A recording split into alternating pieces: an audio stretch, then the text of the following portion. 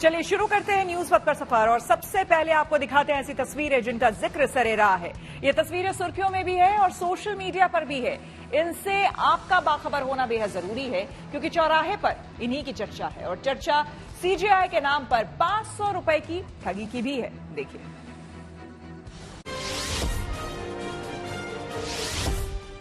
Cyber ठगी का एक अजीबोगरीब मामला सामने आया है। बताया जा रहा है कि ठगों ने इस बार चीफ जस्टिस के नाम का सहारा लेकर 500 रुपए का चूना लगाने की कोशिश की है। दरअसल एक ठग ने खुद को चीफ जस्टिस ऑफ इंडिया बताकर कैब बुक करने के लिए एक शख्स ने 500 रुपए मांगे और कहा कि वो सुप्रीम कोर्ट पहुंचकर पैसे वापस देगा।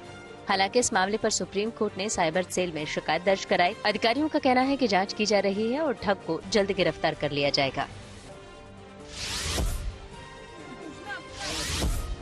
उत्तर प्रदेश के देवरिया में डीएम दिव्या मित्तल का एसडीएम को फटकार लगाते वीडियो वायरल हो रहा है। दरअसल डीएम दिव्या मित्तल बाढ़ प्रभावित इलाकों का दौरा करने पहुंची थी, जहां भदिला गांव में उनकी चौपाल लगी और ग्रामीण ने अपनी समस्याएं बताई। इसी दौरान गांव की महिला प्रधान ने डीएम से शिकायत की और कहा कि जब उनके पति प्रतिनिधि के तौर पर किसी समस्या को लेकर अधिकारियों के पास जाते हैं तो उनकी समस्या नहीं सुनी जाती, जिस पर डीएम ने भरी चौपाल में ही एसडीएम से फरियादियों की बात सुनने को कहा।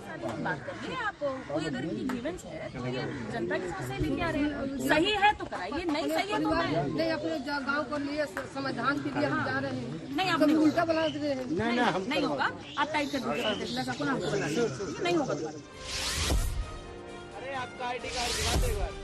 ग्वालियर से झांसी जाने वाली पातालकोट ट्रेन में यात्रियों ने एक महिला फर्जी टीटी को पकड़ लिया। फर्जी लेडी टीटी ट्रेन के जनरल बॉगी में यात्रियों का टिकट चेक कर रही थी और जिनके पास टिकट नहीं था उनसे पैसे भी वसूल रही थी, जिस पर कुछ लोगों को शक हुआ और उन्होंने महिला टीटी से सवाल जवाब शुरू कर दिया और इसकी सूचना आरपीएफ को दे दी, जिसके बाद फर्जी टीटी को आरपीएफ ने गिरफ्तार कर लिया। अरे आपका आईडी कार्ड दिखा दो एक बार। आईडी कार्ड नहीं, जॉब नंबर क्या है आपका? जॉब नंबर क्या है आपका? नहीं बता सकता। नहीं बता सकते? मैं नहीं बता सकता। अभी चेक इन चल रही है। आपके पास टिकट नहीं है तो कोई दिक्कत नहीं। तो अभी कहाँ से बैठे हैं आप? क्या हो गया? मैं जहाँ से ट्रेन चलती वहाँ से आया हूँ, पीछे से। फिरोजपुर से? हाँ, बिना टिकट आया हूँ। हाँ तो यहाँ टीटी घुसता नहीं है ना? कौन टीटी? आप तो रहे टीटी। आज मैं तो चेक इन से आई हूँ, मैडम ने बोले तो आए हम लोग, मैं तो कहीं किया। राजस्थान के चूरू में गोगा मेड़ी मेले का आयोजन किया गया, जिसमें बड़ी संख्या में लोग शामिल हुए और हैरत की बात तो यह है कि इस मेले में लोग अपने हाथों में सांपों को लेकर संगीत पर झूमते नजर आए। दरअसल जाहरवीर गोगा जी को एकता का प्रतीक माना जाता है और उनके जन्मोत्सव के मौके पर सुख, समृद्धि और भाईचारे के लिए यहाँ बड़ी संख्या में लोग मत्था टेकने पहुँचते हैं।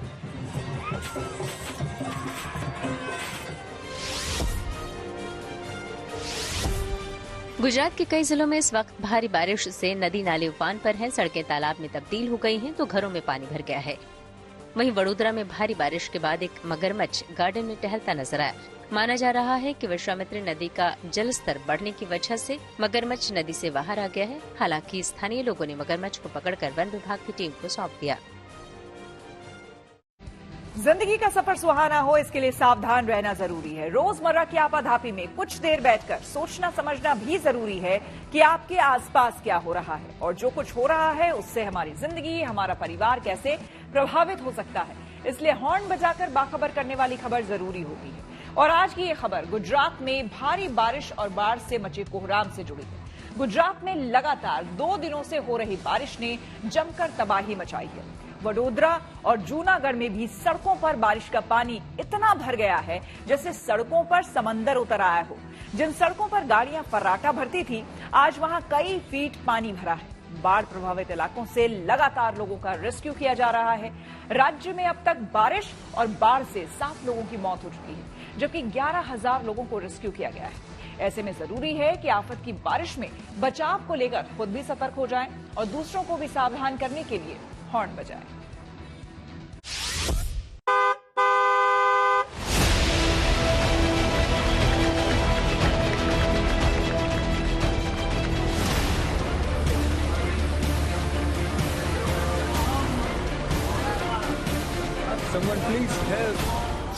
मेरे ख्याल से अगर बारिश रुक जाती है तो कल तक ये सारा पानी उतर जाना चाहिए, ऐसा लग रहा है। अच्छा, पिछले कब आपको याद है इस प्रकार की स्थिति यहाँ पे हुई हो? मेरे को 56 इयर्स हुआ है, आज तक मैंने ऐसा पानी नहीं देखा हुआ है, लेकिन इतना पानी जरा नहीं देखा हुआ है कि जितना ये साल ये मैं देख रहा हूँ। क्या अहमदाबाद, क्या वडोदरा, क्या जामनगर और क्या जूनागढ़, जहां तक नजर जाती है बस पानी ही पानी।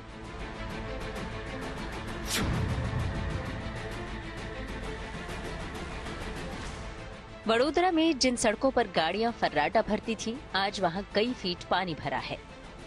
सड़कें दरिया बन गई हैं और घर मोहल्ले समंदर। सड़कों के साथ ही घरों में कई फीट तक पानी भर गया है और लोग जान बचाने के लिए घर की छतों पर चढ़ गए।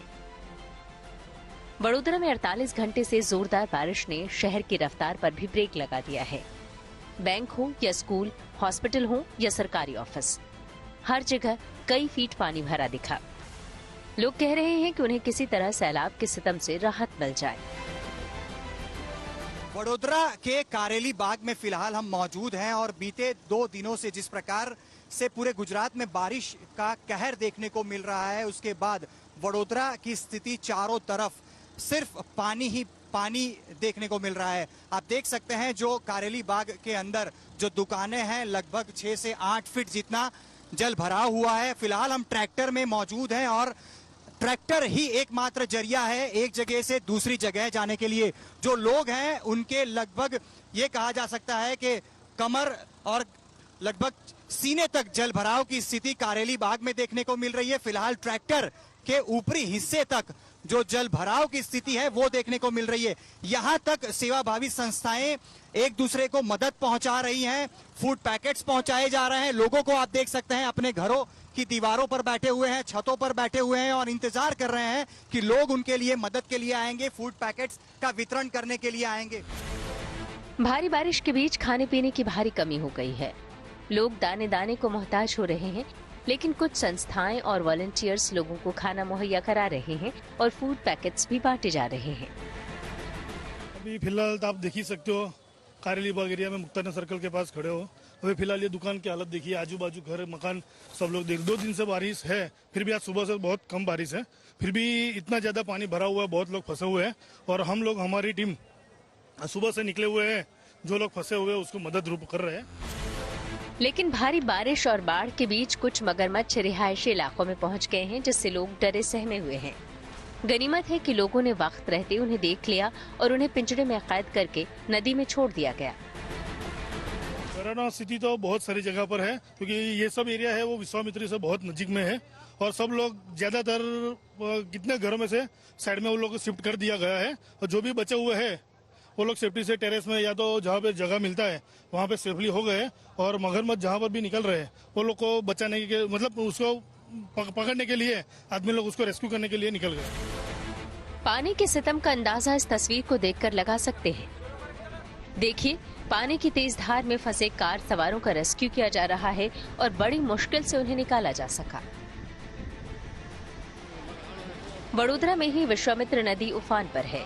ये नदी डेंजर लेवल से 8 फीट ऊपर बह रही है, जिसके चलते निचले इलाकों पर डूबने का खतरा मंडरा रहा है। प्रशासन की टीम अब तक 4000 से ज्यादा लोगों को सुरक्षित स्थानों पर पहुंचा चुकी है।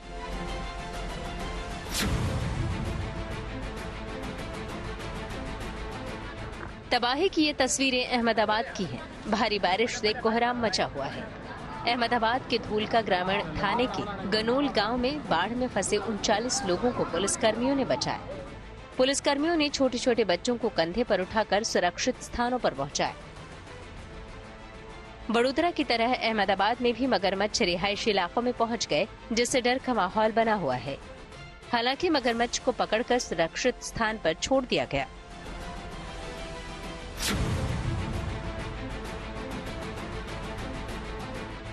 ड्रोन के कैमरे से देखिए जामनगर में बाढ़ की इन तस्वीरों को। पूरा शहर टापू में तब्दील हो गया है। सड़कों पर सैलाब, पौष इलाके से लेकर निचले इलाकों तक पानी का सितम है। लोग अपने घरों में कैद रहने को मजबूर हो गए हैं। यहाँ पुलिस चौकी तक बाढ़ के पानी में बह गई। जामनगर की ये तस्वीर बता रही है कि गुजरात में बारिश से हालात कितने बदतर हो गए हैं। इस तस्वीर को जरा गौर से देखिए। सैलाब के बीच फंसे एक शख्स ने बिजली के खंभे के सहारे घंटों गुजार दिए। बाद में हेलीकॉप्टर के जरिए उसका रेस्क्यू किया गया। बेज टोल नाका के पास एक कार नाले के तेज बहाव में फंस गई। कार में परिवार के 4 लोग सवार थे जो कार के ऊपर चढ़कर मदद मांगते नजर आए। पानी की तेज धार में बहती कार पेड़ों के बीच फंस गई, जिससे इन लोगों की जान बच गई। जामनगर की ये तस्वीर जिसने भी देखी वो सन्न रह गया। तस्वीरों में पानी में डूबी एक कार नजर आ रही है और उसके पीछे घर ऐसे तैरकर जा रहा है जैसे कोई नाव हो।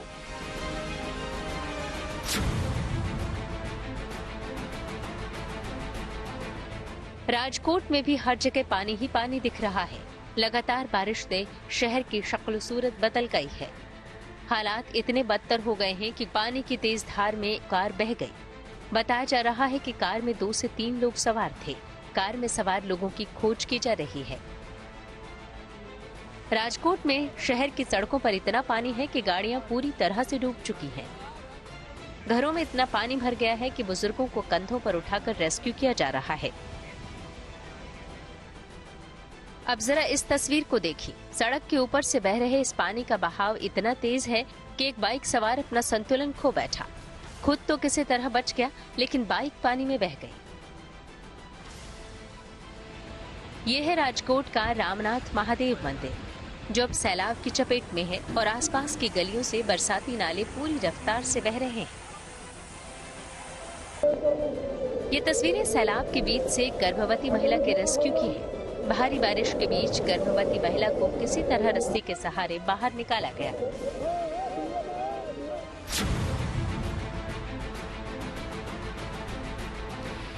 रेस्क्यू ऑपरेशन की ये तस्वीरें जूनागढ़ की हैं, जहां एसडीआरएफ की टीम ने पोरबंदर रोड पर फंसे 4 लोगों को सुरक्षित बाहर निकाला।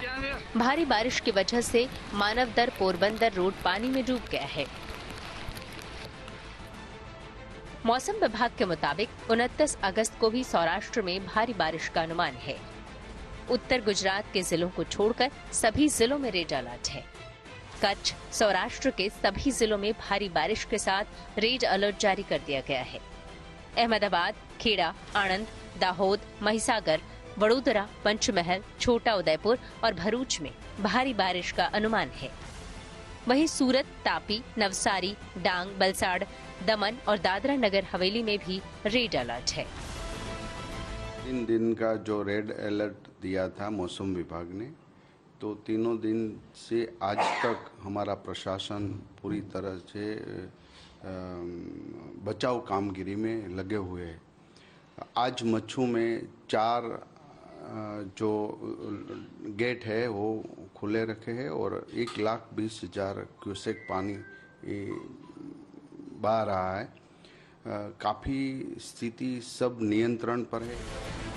गुजरात में भारी बारिश की वजह से 700 से ज्यादा गांवों की बिजली सप्लाई पूरी तरह से ठप हो गई है। सूरत, नवसारी, वलसाड़, तापी और डांग जिलों में कुल 523 सड़कें बंद हैं। वहीं मौसम विभाग का रेड अलर्ट बता रहा है कि अभी आसमानी आफत का खतरा टला नहीं है। ऐसे में जरूरी है कि आफत की बारिश में बचाव को लेकर खुद सतर्क हो जाएं और दूसरों को भी सावधान करने के लिए हॉर्न बजाएं।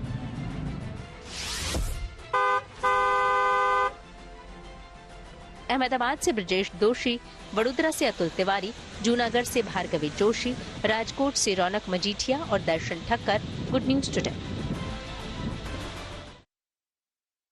सुप्रीम कोर्ट की पीएमएलए केस में जमानत पर अहम टिप्पणी। आइए सीधे आपको लिए चलते हैं न्यूज एक्सप्रेसवे पर, जहां देश भर की कुछ और जरूरी खबरें कर रही हैं आपका इंतजार।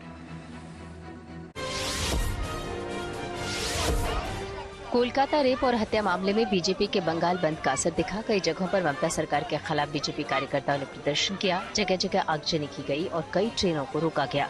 पश्चिम बंगाल ने राज्य सरकार पर नाकामी का आरोप लगाया तो टीएमसी ने प्रदर्शन को बीजेपी की साजिश बताया। अब ममता बनर्जी भी शनिवार से आरोपी की फांसी की मांग को लेकर धरना पर बैठेंगी। इस बीच डॉक्टर्स की सुरक्षा पर केंद्र सरकार ने अहम बैठक बुलाई और राज्यों से अस्पतालों में सख्त कदम उठाने के लिए निर्देश दिए।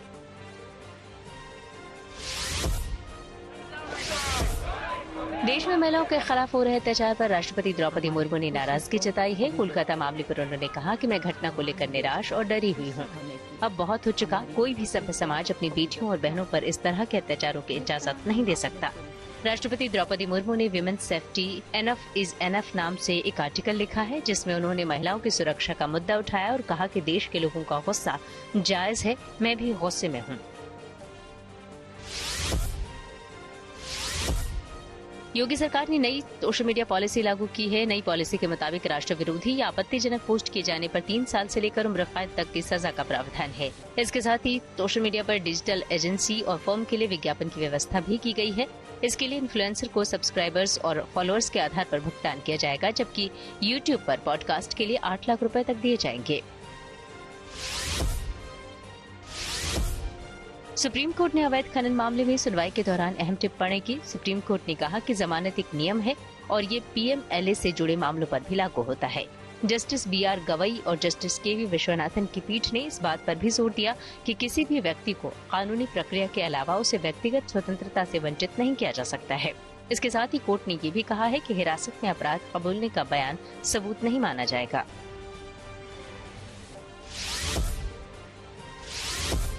उत्तर प्रदेश के बहराइच में इन दिनों आदमखोर भेड़ियों का आतंक चल रहा है। आलम यह है कि 35 से ज्यादा गांवों में भेड़िए के आतंक से दहशत का माहौल है, क्योंकि अब तक आदमखोर भेड़िया 9 लोगों को अपना शिकार बना चुका है। फिलहाल भेड़िए को पकड़ने के लिए ऑपरेशन तेज हो गया है। यूपी के वन मंत्री ने भी अधिकारियों के साथ बैठक कर आदमखोर भेड़िए को जल्द से जल्द पकड़ने के निर्देश दिए हैं।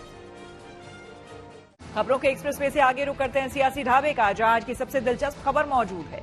बॉलीवुड एक्ट्रेस और बीजेपी सांसद कंगना के किसान विरोधी बयान पर बीजेपी बुरी तरह से फंस चुकी है। कंगना के इस बयान को कांग्रेस और आम आदमी पार्टी ने हरियाणा चुनाव में बड़ा मुद्दा बना लिया है। आज हम आम आदमी पार्टी पूरे हरियाणा में कंगना और बीजेपी के खिलाफ विरोध प्रदर्शित कर रही है। वहीं आज कांग्रेस की छात्र इकाई एनएसयूआई के कार्यकर्ता भी दिल्ली में सड़कों पर उतरे, यानी कि कंगना का ये बयान बीजेपी के गले की फांस बन चुका है। हालांकि बीजेपी ने कंगना के बयान से किनारा कर लिया है और उन्हें ना बोलने की नसीहत भी दी है, लेकिन विपक्ष बीजेपी पर हमलावर है। यहाँ पे जो फार्मर्स प्रोटेस्ट हुए, वहां पे लाशें लटकी थी, वहां पे रेप हो रही थी।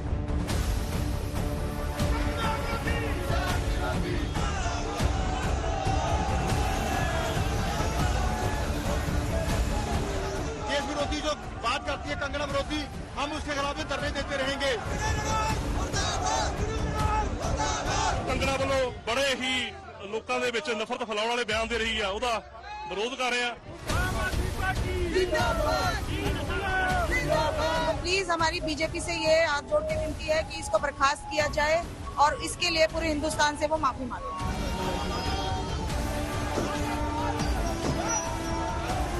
मैं तो नरेंद्र मोदी जी से कहना चाहता हूं कि कंगना रनावत को पागल खाने भेज दें और उनका इलाज कराएं। बॉलीवुड अभिनेत्री और बीजेपी सांसद कंगना के किसानों पर दिए बयान के विरोध में चंडीगढ़ की सड़कों पर उतरे आम आदमी पार्टी के कार्यकर्ताओं और पुलिस के बीच धक्का मुक्की हो रही है। वहीं जींद में आम आदमी पार्टी नेता और कार्यकर्ताओं ने हाथों में तख्तियां लेकर सड़कों पर उतरना जरूरी समझा और यहां कंगना के खिलाफ खूब नारेबाजी की, जबकि दिल्ली में कांग्रेस की छात्र इकाई एनएसयूआई के कार्यकर्ताओं ने हाथ में पोस्टर लेकर कंगना के खिलाफ प्रदर्शन किया और उनके बयान की कड़ी निंदा की। कोई भी पार्टी आज किसानों के साथ नहीं खड़ी हुई। आज आम आदमी पार्टी एक इकलौती पार्टी है जो अपने चुनाव को बीच में छोड़कर आज किसानों के साथ खड़ी है। क्यों? क्योंकि भारतीय जनता पार्टी की एक सांसद जो अभिनेत्री थी आजकल नेत्री बनी हुई है, उसने हमारे किसानों का अपमान किया है। कभी वो किसानों को पेड मजदूर बताती है, कभी हमारी माता बहनों कहती है कि तो 100 रुपये दिहाड़ी भी आई है, कभी वो उनको बलात्कारी बोलती है, कभी वो खालिस्तानी बोलती है, कभी वो कहती है बांग्लादेश जैसे हालात कर देंगे।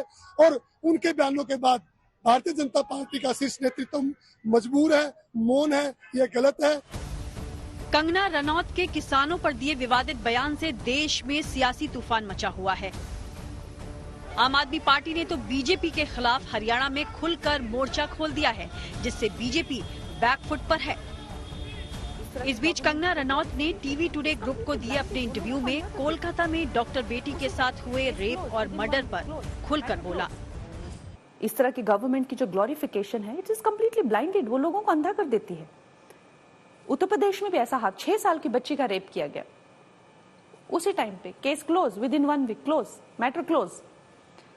तो आप वही है ना, तो आपको नहीं लगेगा ना, आप उनको डिफेम करेंगे, आप उनको इस लायक बना देंगे कि, और जो लोग शय देते हैं मुजरिमों को, जो लोग जो हैं इन लोगों के साथ वो नहीं कर सकते, आप उनको ग्लोरीफाई करेंगे, वही होता आ रहा है।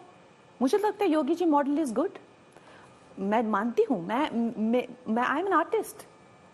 आप मुझे क्या समझाएंगे कि क्या होता है पूरे विश्व में, वो प्रेम क्या होता है, क्या वो व्हाट इज इट, मुझे पता है। लेकिन when there is no solution, fear is the only solution।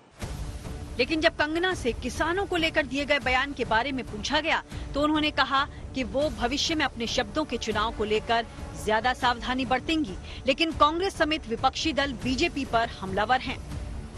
Bhajpa जवाब दे इस बात का, हमेशा उनको आगे करके ये यूज करते हैं। कंगना रनौत से बातें कहलाते हैं, ये खुद कहलवाते हैं, खुद कहलवाते हैं उनसे। देखिए, मैं तो सीधे कहता हूँ, पूरा किसान आंदोलन देख लीजिए और उस वक्त किस प्रकार के बयान आ रहे थे। यहाँ तक कि प्रधानमंत्री जी ने आंदोलन जीवी शब्द का प्रयोग किया था। मतलब इस देश में आंदोलनों ने देश की तस्वीर बदली है। खुद भी जब उनको सत्ता हासिल हुई तो पीछे एक आंदोलन था, हालांकि वो आंदोलन क्या था नहीं था वो हम सब जानते हैं। महत्वपूर्ण ये नहीं है।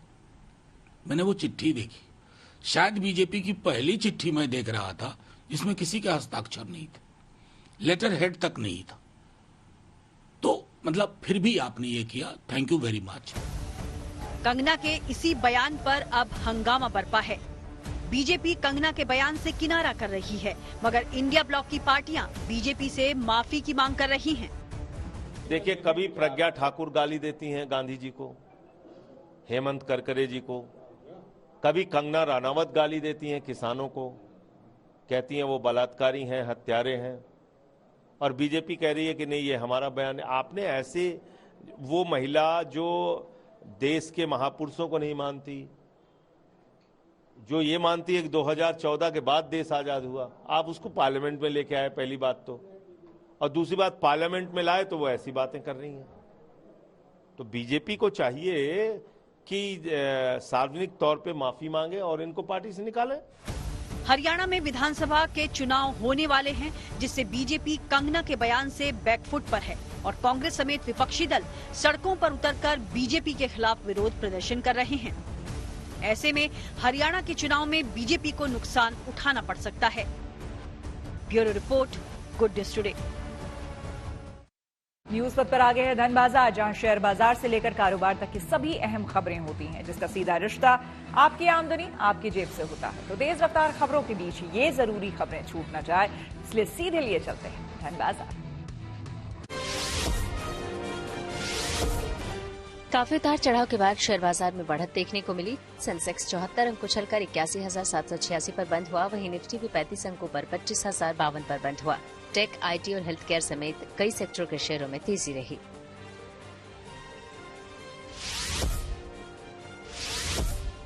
चांदी की कीमतों में गिरावट आई, हालांकि सोने की कीमतें स्थिर हैं। दिल्ली सराफा बाजार में बुधवार को सोने की कीमतें स्थिर रही। इसकी कीमतों में कोई बदलाव नहीं है, यानी दिल्ली में 10 ग्राम सोने की कीमत 74,350 रूपए है, वहीं चांदी की कीमतें 400 रूपए फिसली। इसके साथ ही दिल्ली में अब 1 किलो चांदी की कीमत घटकर 87,800 रूपए पर आ गई।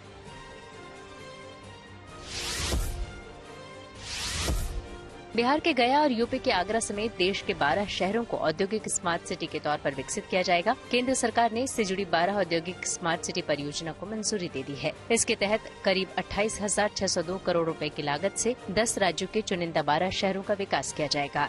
इनमें उत्तराखंड के खुरपिया, पंजाब के राजपुरा पटियाला, महाराष्ट्र के दिघी, केरल के पलक्कड़, यूपी के आगरा और प्रयागराज, बिहार के गया, तेलंगाना के जहीराबाद, आंध्र प्रदेश के ओरवाकल और कोपार्थी के साथ ही राजस्थान के जोधपुर पाली को औद्योगिक स्मार्ट सिटी के तौर पर विकसित किया जाएगा।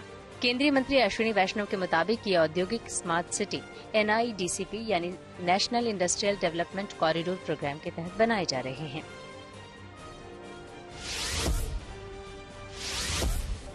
मशहूर बाइक कंपनी ट्रायम्फ अपनी खास बाइक डेटोना 660 को भारत में लॉन्च करने वाली है। इसे कल यानी 29 अगस्त को भारतीय बाजार में बिक्री के लिए उतारा जाएगा। ट्रायम्फ की इस बाइक को स्पोर्टी लुक के साथ डिजाइन किया गया है। साथ ही राइडर्स की सहूलियत के लिए इसमें 3 राइडिंग मोड्स दिए गए हैं, रेन, रोड और स्पोर्ट्स, ताकि अलग अलग तरह की सड़कों पर चलाते समय बाइक राइड करने वाला आसानी से मोड चेंज कर सके।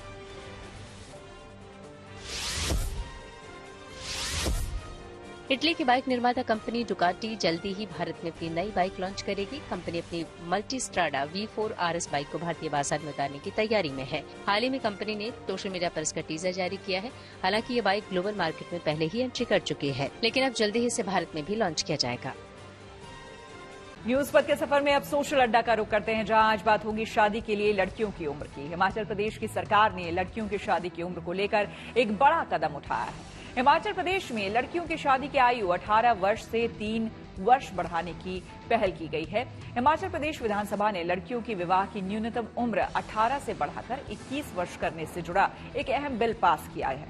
राज्य विधानसभा ने महिलाओं की विवाह योग्य उम्र बढ़ाने संबंधी बाल विवाह प्रतिषेध हिमाचल प्रदेश संशोधन विधेयक 2024 को ध्वनिमत से पारित कर दिया है। सदन में बिल पेश करते हुए स्वास्थ्य एवं महिला अधिकारिता मंत्री धनीराम शांडिल ने कहा है कि बाल विवाह अधिनियम 2006 का प्रावधान बाल विवाह पर रोक लगाने के लिए किया गया था।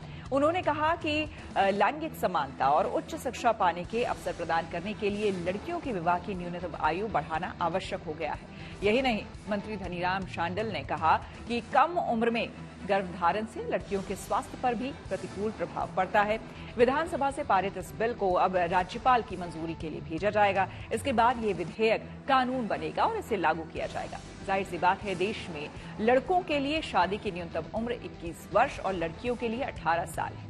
ऐसे में हिमाचल सरकार ने लड़कियों की शादी की उम्र लड़कों के बराबर करने का फैसला किया है। इस मुद्दे पर हमने कुछ लोगों से बात की और उनकी राय जानी। 18 साल की उम्र करना किस तरह से हम देख रहे हैं और समाज के ऊपर इसका क्या फर्क पड़ता है। पहले के जो दौर रहे हैं उसमें तो कम उम्र में शादियां इसलिए भी की जाती थी कि घर बसना चाहिए। क्या फर्क पड़ता है? क्या कुपोषण का शिकार महिलाएं इसमें होती थी? बिल्कुल विकास, देखो जो ये उम्र की है 18 से 21 साल, ये काफ़ी पहले ये फैसला होना चाहिए था और मैं मानती हूँ कि ये बहुत सही फैसला है, क्योंकि एक सामाजिक दबाव परिवार पे भी रहता है और लड़कियां जब 18 साल में होती हैं तो कई बच्चों का जो भटकाव होती है, जो ये टीनेज होती है कि हमें शादी करनी है, हम 18 के हो गए हैं। तो ये भी बहुत हिमाचल में, देखिए ये कुरीति तो मैं नहीं कहूँगी कि बाल विवाह है, लेकिन ये ज़रूर था कि लड़कियों में जल्द विवाह की यहाँ पर एक रीत थी। तो वो भी अब अगर 18 से 21 हो गया तो 3 साल और लड़कियों को मिल रहे हैं, यानी आप अपने करियर पर फोकस कर सकते हैं, आप अपनी पढ़ाई कंप्लीट कर सकते हैं। और इसके साथ ही जो सामाजिक दबाव एक परिवार पर रहता था कि जो सामाजिक दबाव एक परिवार पर रहता था कि हमारी बेटी 18 की होगी, अब आसपास वाले बोल रहे हैं बड़ी होगी बेटी, शादी कर दो, वो दबाव भी हटेगा और परिवार भी बिना किसी दबाव के अपनी बेटी को आगे बढ़ा सकता है, आगे बढ़ा सकता है। डेफिनेटली इसका एक अच्छा इम्पैक्ट विमेन लड़कियों पर पड़ेगा, युवतियों पर पड़ेगा। हम देखते हैं कि 18 साल से पूरी तरह से विकसित नहीं हो पाती, चाहे आप मानसिक तौर पे ले लो या शारीरिक तौर पे ले लो। और अक्सर ऐसा देखा जाता है कि परिवार के दबाव से 18 साल की उम्र हो गई और परिवार द्वारा चुना जाता है, लड़का आपका परिवार द्वारा चुना जाता है और उन्हें जो है शादी के लिए मजबूर किया जाता है। लेकिन 21 साल की उम्र तक वो अपने जीवन साथी को चुनने के लिए भी सक्षम हो जाती है और शारीरिक और मानसिक रूप से वो पूरी तरह से तैयार हो जाती है अपने जीवन साथी के लिए और आगे आने वाली समस्याओं के लिए तैयार हो जाती है, एजुकेट हो जाती है, एक अच्छी शिक्षा वो ले लेती है। ये बहुत ही अच्छा डिसीजन है और हम इस डिसीजन से सहमत है। हालांकि ये थोड़ा देर से हुआ है, इसे बहुत पहले हो जाना चाहिए था, क्योंकि पहले ऐसे होता था कि बाल अवस्था में जो है शादी करवाई जाती थी, धीरे धीरे किशोर अवस्था में इसे कन्वर्ट करवाया गया। बट जो है किशोर अवस्था में लड़की इतनी मेच्योर नहीं होती है, वो अपना डिसीजन नहीं अच्छे से ले पाती है। और हिमाचल प्रदेश के कई ग्रामीण इलाके ऐसे हैं जहाँ पर लड़कियों को जो है स्कूल से पास आउट करवाकर छोटा मोटा कोर्स करवाकर उनकी शादी करवा दी जाती है और लड़कियाँ भी इतनी मेच्योर नहीं होती है कि वो भी मतलब घर वालों के दबाव से शादी कर लेती है और अपने अच्छे बुरे की समझ नहीं रखती है।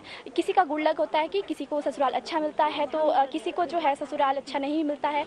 लड़कियाँ जो है हिंसा का शिकार होती है। हम चाहते हैं कि ये जो नियम है ये जल्दी से पारित हो। माँ बाप की तो यही सोच रहती है, जब 18 साल की हो गई लड़की तो आगे नहीं पढ़ाएंगे, बस इतना ही हो गया, अब इनकी शादी करते हैं, बहुत बड़ी होगी। लोगों के ताने भी होते हैं कि जल्दी से लड़कियों की शादी करो, वो अपने बारे में सोच ही नहीं सकती। जितना माँ बाप उसको बताते हैं वो उतना ही सोच सकती है, इससे ज़्यादा नहीं सोचती। अब जो 21 साल हो रही है ये बहुत बढ़िया है, लड़कियाँ भी अपने बारे में उसमें खुद सोच सकती है, क्योंकि उसका जो दिमाग है वो मतलब अच्छी सोच विकसित हो जाता है, उतने में अपने बारे में वो खुद सोच सकती है। और अब रुक करते हैं प्रगति मार्ग का, जहां ऐसी खबरें हैं जो कि देश की तरक्की, प्रगति और लोगों की काबिलियत दिखाती है। बात एक ऐसे पर्वतारोही की जो उम्र में तो बेहद छोटे हैं मगर काम उन्होंने बहुत बड़ा कर दिखाया है। असल में 5 साल के तेगवीर सिंह ने माउंट किलिमंजारो को अपने दृढ़ संकल्प और मजबूती के बूते फतेह कर लिया है। पंजाब के रोपड़ के रहने वाले तेगवीर सिंह ये कारनामा करने वाले एशिया के सबसे कम उम्र के पर्वतारोही बन गए हैं।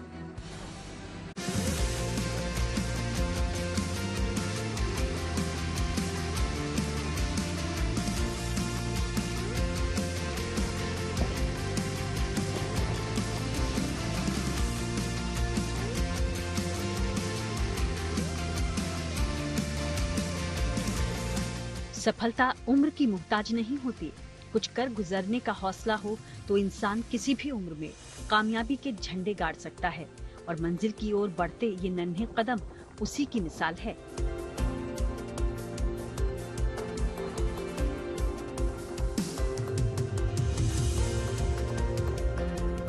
ये महज 5 साल के तेगबीर सिंह हैं, जिन्होंने तमाम मुश्किलों को पार करते हुए वो मुकाम हासिल किया है जिसे हासिल करने में बड़े बड़ों के पसीने छूट जाएं।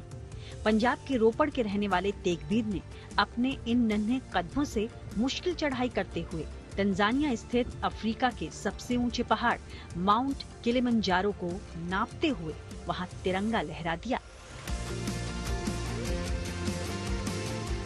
तेगबीर ने 18 अगस्त को माउंट किलिमंजारो की चढ़ाई शुरू की थी और 23 अगस्त को पहाड़ की सबसे ऊंची चोटी उहुरु पर पहुंच गए, जो कि 19,340 फीट ऊंची है। इसके साथ ही तेगबीर माउंट किलिमंजारो को फतह करने वाले एशिया के सबसे कम उम्र के पर्वतारोही बन गए। तेगबीर जिस वक्त अपने मिशन पर थे, उस वक्त उहुरु चोटी पर तापमान 0 से 10 डिग्री सेल्सियस कम था। इस तरह की ट्रैक की ऊंचाइयों पर कई बीमारियों का खतरा भी होता है, लेकिन बावजूद इसके 5 साल के तेगबीर ने सभी चुनौतियों को पार करते हुए ये बड़ी उपलब्धि हासिल की। इस कामयाबी के दौरान तेगबीर के पिता भी उनके साथ थे। सारे मित्र स्नेहियां ने जिन्हां ने इस राह दे पांधी बने, जिन्हां ने हर वेले हौसला अफजाई की ते तेगबीर इस मुकाम तक पहुंच सके।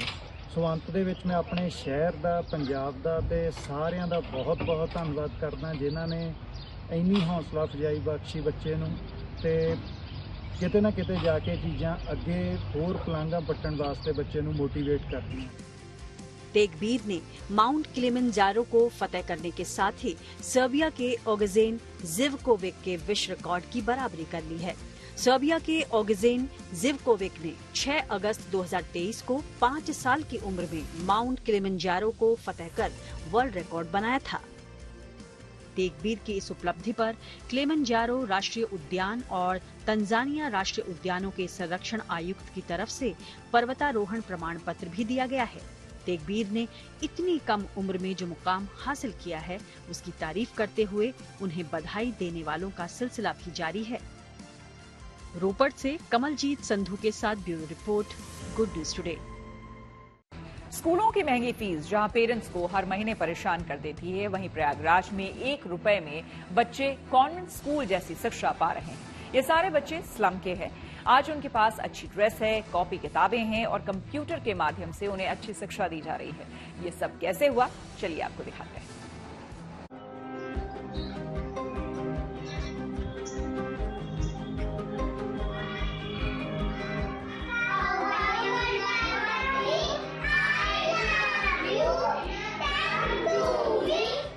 संगम नगरी प्रयागराज के बैरहना चुंगी इलाके में स्लम के गरीब बच्चों के लिए शिक्षा की अलग जगह रहा है एक स्कूल।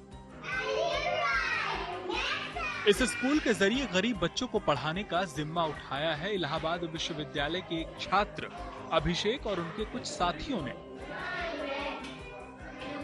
प्ले स्कूल से कक्षा 1 तक खुले इस मॉडर्न स्कूल का ध्येय वाक्य है, भिक्षा नहीं शिक्षा चाहिए। दरअसल इस स्कूल में ये बच्चे कॉन्वेंट स्कूल जैसी शिक्षा पा रहे हैं। यहाँ प्रतिदिन 1 रुपए के हिसाब से महीने में 30 रुपए की फीस में ड्रेस, कॉपी, किताबें तो बच्चे पाते ही हैं। यहाँ कंप्यूटर के जरिए उन्हें अच्छी शिक्षा दी जा रही है। यहाँ पे प्रतिदिन सिर्फ 1 रुपए बच्चों से फीस लिया जाता है, मंथली पे 30 रुपए। और कुछ बच्चे ऐसे हैं जिनके माँ बाप नहीं हैं, तो उनसे हम किसी तरह का शुल्क नहीं लेते हैं। और यहाँ पे पूरी तरीके से जैसा आप देखते हैं कि ये बच्चों को खेल खेल में सिखाया जाता है, क्योंकि ये ऐसे बैकग्राउंड से आते हैं जहाँ पे एजुकेशन में इनका इंटरेस्ट नहीं होता। तो हम इंटरेस्ट डेवलप करने का काम करते हैं। हमारी जो टीचर्स हैं इस पे पूरी कोशिश करते हैं कि इन्हें अच्छे संस्कारों से जोड़ा जाए। और जो एक अच्छे कॉन्वेंट स्कूल करते हैं महंगी फीस लेकर के, हम सिर्फ 1 रुपए प्रतिदिन देने का काम कर रहे हैं। सबसे खास बात है कि इन बच्चों को पढ़ा रहे ये लोग खुद स्लम बस्तियों से निकलकर अपनी पढ़ाई कर भी रहे हैं, वहीं इन मासूमों को भी शिक्षित कर रहे हैं ताकि इनका भी भविष्य सुधरे और समाज में ये अपनी एक अलग पहचान बना सकें। मैं यहाँ पे पढ़ाई भी करती हूँ, प्लस यहाँ पे प्ले स्कूल में पढ़ाने का भी काम करती हूँ। और मैं भी यही इस्लाम एरिया से ही आती हूँ, जो बगल में बस्ती है दारागंज। और मैं यहाँ पे पढ़ने के साथ साथ छोटे बच्चों को पढ़ाने का काम करती हूँ, ताकि वो हमारे जैसे बच्चे भी पढ़ के आगे बढ़े और शिक्षित हो। पढ़ने से ज़्यादा हमें ये जरूरी है कि हम बच्चों को मज़ा आना चाहिए कि हम किस तरह को उनको पढ़ा रहे हैं और उनको ज़्यादा से ज़्यादा सिखाने की कोशिश करते हैं, ताकि वो आगे चल के अच्छा काम कर सके और कुछ कर सके। और जैसे ही मुझे पता कि यहाँ पढ़ाना है बच्चों को, तो मैं यहाँ भी ज्वाइन हो गई, यहाँ भी बच्चों को पढ़ाने लगी। वो बच्चों को जो स्लम एरिया से आते हैं, जिन्हें बहुत ज़रूरी है शिक्षा प्राप्त करने के लिए, जिनके पेरेंट्स अच्छे मतलब स्कूलों में नहीं पढ़ा सकते थे, तो मैंने ये सोचा कि चलो मैं भी कुछ अच्छे काम कर लेती हूँ। मैं इन बच्चों को नर्सरी क्लास में मैं पढ़ाती हूँ। यहाँ बच्चे तमाम तरीके की एक्टिविटी के माध्यम से सीख रहे हैं, खेल खेल में पढ़ाई कर रहे हैं, कंप्यूटर चला रहे हैं और मन चाहे खेल खेलते हैं। इनको हम बेसिकली एक्टिविटीज के माध्यम से सिखाते हैं। आप देख सकते हैं यहाँ फ्लोर पे और अपने बोर्ड पे जो एक्टिविटीज बनाई हुई है, इनके माध्यम से हम पढ़ाते हैं ताकि ये अच्छे से पढ़ सके। क्योंकि अगर हम इनको पहले दिन से ही रटवाना शुरू कर देंगे तो ये बच्चे पहले दिन ही स्कूल छोड़ देंगे। इन लोगों को एक्टिविटीज के माध्यम से हम पढ़ाते हैं ताकि इनका भी मन लगे और खेल खेल में ये अच्छी शिक्षा प्राप्त कर। स्कूल संचालक अभिषेक अपने कुछ लोगों के सहयोग से इस स्कूल को चला रहे हैं। पहले वो एक पार्क में स्लम के बच्चों को पढ़ाते थे, लेकिन अब इस स्कूल के जरिए इन बच्चों का जीवन रोशन कर रहे हैं ताकि इन नौनिहालों का भविष्य संवरे। Pankaj Srivastava, Prayagraj, good news today. इसी के साथ न्यूज पथ में मेरे यानी कि श्वेता झा के साथ फिलहाल इतना ही। देश दुनिया की तमाम पॉजिटिव खबरों के लिए आप देखते रहिए गुड न्यूज टुडे।